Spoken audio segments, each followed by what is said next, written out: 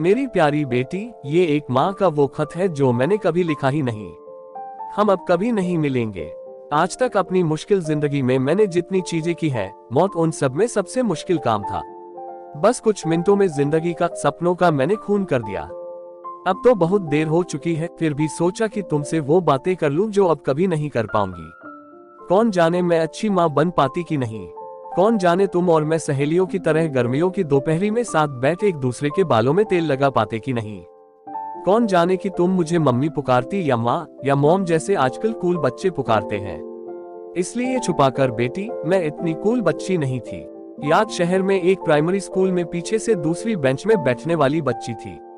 दूसरे बच्चे छीन ना लें, टिफिन खाने वाली बच्ची थी और मार्क्स थोड़े कम आ गए तो स्टोव में पापा की डांट के डर से दुबक कर रोने वाली बच्ची थी। फिर शाम को पापा डांटते नहीं थे तो खुद को डांट लेती थी कि इतना क्यों रोई, बेकार में आंसू बर्बाद किए। सही भी था, आगे जिंदगी में इतना रोना था कि आंसू बचा लेती तो अच्छा होता। माँ से ज्यादा बनती थी। मेरे छोटे छोटे हाथों पर मेहंदी पहली बार उन्होंने ही लगाई थी। आर्ट्स की टीचर जो थी, बोली, ऐसे ही कभी तेरी शादी में तेरे हाथों पर मेहंदी लगाऊंगी। मैंने माँ को समझाया था कि ऐसा नहीं हो सकता, मैं पहले ही अपने गुड्डे से शादी कर चुकी हूँ। याद शहर के पार्क में जाड़ों में माँ मुझे ले जाती थी।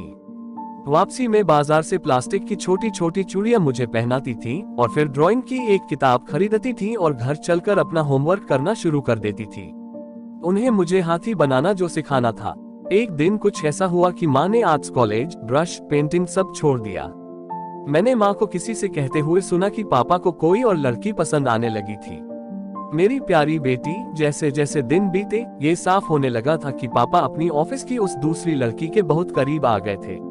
वो सिर्फ बॉस और जूनियर का रिश्ता नहीं था, वो तो कुछ और ही था। इतना गहरा कि मेरी माँ के कलेजे में अंदर तक धंस गया था और मेरी माँ एक ऐसी योद्धा बन गई थी जो अपने सीने में धन से उस भाले के बावजूद चले जा रही थी। जानती थी कि उनका पति अब किसी और का प्रेमी हो गया था, लेकिन फिर भी मुस्कुराती थी, फिर सिंदूर लगाती थी, फिर भूखे प्यासे करवा चौथ का व्रत रखती थी। हिंदुस्तान में बहादुरी दिखाने के कई तरीके होते हैं, लेकिन लड़की होना शायद हिंदुस्तान में सबसे बहादुरी का काम होता है।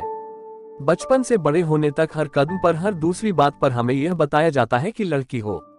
हमारी दुनिया अलग कायदे कानून पर चलती है। मैंने माँ को जिंदगी भर खाना बाद में खाते देखा, जब घर के सारे पुरुष खा चुके होते थे।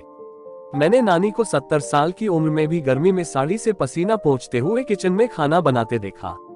मैंने पड़ोस की बच्चियों को 70 रुपए की चप्पलें पहनकर स्कूल जाते देखा, जबकि उनके भाइयों को फुटबॉल खेलने के लिए महंगे जूते मिल चुके होते थे। मैं कोई फेमिनिस्ट नहीं हूँ, लेकिन यह तो सच है कि मुझे कभी कभी माँ में और काम करने वाली दीदी में ज्यादा फर्क नजर नहीं आता था। बस माँ के पास कपड़े थोड़े ज्यादा अच्छे थे।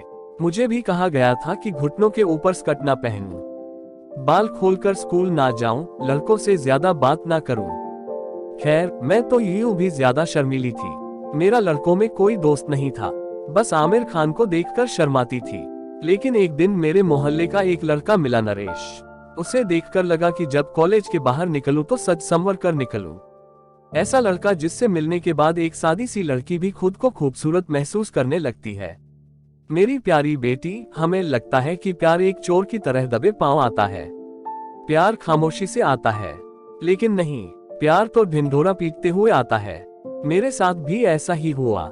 जैसे दिल में प्यार उतरा, ऐसा लगा कि ये राज सिर्फ मुझे और उसे ही पता है। मैं तो ये सोच रही थी कि कब और कैसे पापा को बताऊं कि मैं किताबों के अलावा भी किसी और के बारे में सोचने लगी हूं कि अचानक पापा एक दिन कमरे में दाखिल हुए और टेबल से मेरी किताब जोर से हटाए और एक कागज का पन्ना मेज पर फेंका। ये मेरे हाथ से नरेश को लिखी एक चिट्ठी थी, मेरी पहली चिट्ठी जो मैंने उसे चुपचाप भेजी थी। लेकिन मैं गलत थी। उसे तो अपने दोस्तों के सामने शेखी बघारने के लिए मेरी चिट्ठी एक इश्तहार की तरह उन्हें दिखानी थी। बात उनसे उनके घरों तक पहुंची और फिर मेरे पापा चिट्ठी लेकर आ गए। मैं इतनी नादान थी, मैंने ऐसे लड़के से प्यार का इजहार कर दिया था जो मुझे सिर्फ एक ट्रॉफी की तरह दिखाता फिर रहा था। आजकल तो जमाना फिर भी बदल गया है, लेकिन उन दिनों ये तो ऐसा था कि रेगिस्तान के बीचों बीच किसी ने आग लगा दी हो। धुआं दूर दूर तक दिख सकता था।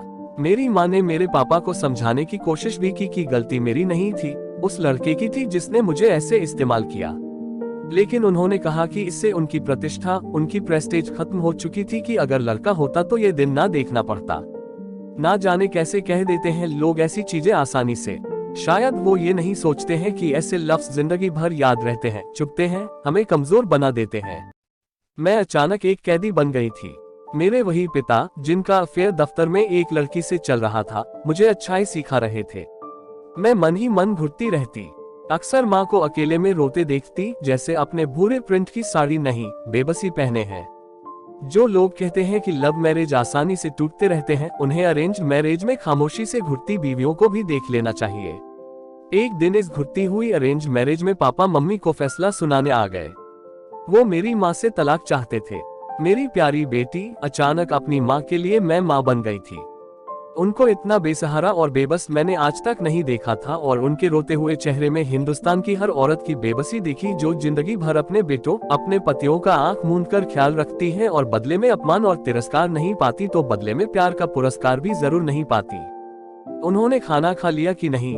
उनके सर में दर्द हो रहा था। ऑफिस में कैसे काम कर रहे होंगे? उन्हें भिंडी अच्छी लगती है। मैंने अभी खाना नहीं खाया तो क्या, जरा बाजार जाकर भिंडी ले आती हूँ। यही तो है ना हमारी कहानी। मेरी माँ ने भी अपनी शादी के 18 साल यही किया था। उनकी शादी उनके माँ बाप ने जबरदस्ती जिस इंसान के साथ कर दी थी, उसकी, अपने पति की यही सोचकर सेवा की थी कि अब तो यही जिंदगी है। जो वो खाते थे, माँ ने अपनी पसंद बना ली। जो रंग उन्हें अच्छा लगता था, उस रंग की साड़ियां माँ ने पहननी शुरू कर दी थी। बड़ी कमाल की चीज होती है हम औरतें। हमें बहादुरी का इनाम मिलना चाहिए, सबको एक एक शौर्य चक्र। लेकिन पापा ने देखा था कि दुनिया बदल गई थी। अब तो तलाक ऐसे मिलने लग गया था जैसे उन दिनों गैस का कनेक्शन मिलता था। थोड़ी सी मुश्किल, थोड़ा सा इंतजार, लेकिन मिल जाता था। उन्होंने भी सोचा होगा कि जब सारी दुनिया तलाक ले रही है तो क्यों ना हम भी ये आजादी का लड्डू थोड़ा सा चख ले। नरेश वाले मामले के बाद मेरा घर से निकलना एकदम बंद हो गया था, पर अब थोड़ी ढील मिलने लग गई थी। मैंने फैसला कर लिया था कि मैं उस लड़की से जाकर मिलूंगी, अपनी माँ की ओर से उससे बात करूंगी। हो सकता है कि मान जाए, मेरी माँ की जिंदगी से दूर चली जाए। इन्हीं दिनों जब पापा ऑफिस गए थे तो दरवाजे पर घंटी बजी। मेरे नाम एक चिट्ठी आई थी। खोली तो नरेश की थी, उसी लड़के की जिसने मुझे बेइज्जत किया था। उसने बेतहाशा माफी मांगी थी, कहा था कि लड़कपन में उसने मेरी चिट्ठी एक दो दोस्तों को दिखा दी थी क्योंकि वो बेहद खुश था। उसने लिखा था कि वो मेरे बिना नहीं रह सकता। तुम तो जानती हो बेटी, हम लड़कियां कैसी होती हैं। मैं उससे फिर मिलने को राजी हो गई। मेरी प्यारी बेटी, अपनी माँ का दर्द कम करने के लिए उनसे ही एक दो बार झूठ बोलना शुरू कर दिया। मैं पापा के सहयोगियों को फोन करके अंकल अंकल कहकर कभी कभी मासूमियत से उनसे ये जानने की कोशिश करती थी कि वो लड़की कौन थी। कभी कभी नरेश से भी मिल लेती थी। यूं तो नहीं कहूंगी कि पुराने दिनों की तरह उससे प्यार करने लगी थी, लेकिन हाँ, मेरे रूखेपन की बर्फ थोड़ी पिघलने लगी थी। मैंने एक दिन एक पीसीओ में जाकर कांच वाला केबिन ठीक से बंद करके पापा के ऑफिस फोन किया। मैंने नाम बदलकर उस लड़की से पूछा। मुझे बताया गया कि उसका ट्रांसफर पास ही के एक कस्बे में हो गया था। अब समझ आ गया था कि उस छोटे से कस्बे से, जहां हमें कोई जानता ही नहीं था, क्यों अचानक रजिस्टर्ड पोस्ट घर पर आने लगी थी पापा के नाम। उस दिन मैंने पापा को मम्मी से यह कहते सुना कि ऑफिस के किसी काम से अगले दिन दिल्ली जाना है। उन्होंने ये भी कहा कि उन्होंने वकील से बात कर ली है, आकर कोर्ट की प्रोसीडिंग्स शुरू करने वाले थे। बोले कि एलिमनी में माँ को इतना पैसा मिल जाएगा कि उन्हें अपने खर्चे की कोई परेशानी नहीं होगी। मेरे पापा ने मेरी माँ के लिए तलाक की पेंशन देने का फैसला कर दिया था। मेरे पास ज्यादा वक्त नहीं था। जैसे ही पापा निकले, मैंने माँ से कहा कि मुझे कंपटीशन के लिए कुछ फॉर्म लाने हैं। मैं कॉलेज में नरेश से मिली और उससे कहा कि स्कूटर पर मुझे उस कस्बे ले जाए जहां वो लड़की रहती थी। अगले दिन पापा के जाते ही मैं चल पड़ी। माँ से कहा, उस रात मैं सहेली के घर रहूंगी। उस छोटे से कस्बे में बस एक ही होटल था, छोटा सा। हम वहीं रुके। उस लड़की के ऑफिस गई मैं। वो छुट्टी पर थी। मैं बड़ी देर तक उसके घर का पता मालूम करती रही, नहीं पता चला। हाँ, सामने नोटिस बोर्ड पर ऑफिस के एम्प्लॉइज की किसी कॉन्फ्रेंस की फोटो नाम के साथ लगी थी, तो उसकी शक्ल देख ली। शाम को नरेश के साथ वापस आई। खिड़की से देखा तो सांस रुक गई। होटल के कमरे से वो लड़की निकल रही थी और उसके पीछे ऑफिस का ब्रीफकेस लिए कमरा बंद करते हुए मेरे पापा। उसी एक लम्हे में मैंने फैसला किया कि माँ को कहूंगी कि पापा को तलाक दे दे। जिस आदमी ने उनकी इज्जत ही नहीं की, उसकी इज्जत करने का तो सवाल ही नहीं उठता। मेरी प्यारी बेटी, मैं ये नहीं कह रही हूँ कि सारे मर्द बुरे होते हैं, लेकिन शायद उनमें अच्छे होने का अनुपात हम औरतों से कम होता है। जो घुटन मेरी माँ ने महसूस की, वो घुटन इस मुल्क की लाखों औरतें महसूस करती हैं, चाहे वो गांव की झोपड़ी हो या बड़े शहर का आलीशान अपार्टमेंट। ऐसे लाखों घर हैं, नए जमाने में भी औरतों पर जल्लादों की तरह हाथ उठाया जाता है, जहां उनकी आजादी बहू बनकर घर में घुसते ही कैदी की तरह छीन ली जाती है, जहां कदम कदम पर उन्हें धोखा मिलता है। उस रात उस औरत को अपने पिता के साथ देखने के बाद मैं बिलख बिलख कर रोने लगी। लेकिन अभी एक धोखा बाकी था। मैं हार गई थी, कमजोर पड़ गई थी। नरेश ने मुझे बाहों में ले लिया। न जाने कब मैं उसके साथ महफूज महसूस करने लगी। न जाने कब रात ऐसे कटी जैसे जिंदगी में कोई रात ना कटी थी। कुछ हफ्तों बाद पता चला कि मैं एक बिन ब्याही माँ बनने वाली हूँ। मेरी प्यारी बेटी, मुझे माफ कर दो। मैं ये बताना चाहती थी कि मैंने क्यों अबॉर्शन करा के तुम्हारी जान ले ली। हमें किसी को जीवन देने का अधिकार नहीं है अगर हम उन्हें मौत से बदतर जिंदगी देने जा रहे हो। काश मैं तुम्हें जन्म दे पाती। काश तुम्हारे पास पिता का नाम होता। काश मैंने तुम्हें खूबसूरत बचपन दिया होता। एक सहेली की तरह बड़ा करती, आंखों में आंसू भरकर विदा करती। काश तुम्हें वो हिम्मत दे पाती जो मुझमें और मेरी माँ में नहीं है। काश मैं तुम्हें ये बता पाती कि मेरी तरह बेवकूफी करके कमजोर लम्हे की वजह से कच्ची उम्र में मां ना बन जाना। मैं कमजोर थी मेरी प्यारी बेटी। बिन ब्याही माँ बनकर रहने की हिम्मत नहीं थी मुझमें। कौन जाने मैं अच्छी माँ बन पाती कि नहीं। कौन जाने तुम और मैं सहेलियों की तरह गर्मियों की दोपहरी में बैठकर एक दूसरे के बालों में तेल लगा पाते कि नहीं। कौन जाने तुम मुझे मम्मी पुकारती या माँ। मुझे माफ कर दो, मैं तुम्हें कभी भूला नहीं पाऊंगी। हो सके तो भगवान के घर में बैठकर मेरी ओर हर रोज प्यार से देख लेना, मुस्कुरा देना। मैं ये सोच लूंगी कि तुमने थोड़ी सी माफी दे दी मुझे। एक दिन मिलूंगी तुम्हें, अपनी बाहों में ले लूंगी तुम्हें मेरी प्यारी बेटी। तो दोस्तों, ये थी हमारी आज की कहानी। आशा करते हैं आपको पसंद आई होगी। इसी तरह चैनल पर बने रहिए। हम आपके लिए अच्छी अच्छी कहानियां लाते रहेंगे। चैनल पर नए हैं तो चैनल को सब्सक्राइब करना ना भूले।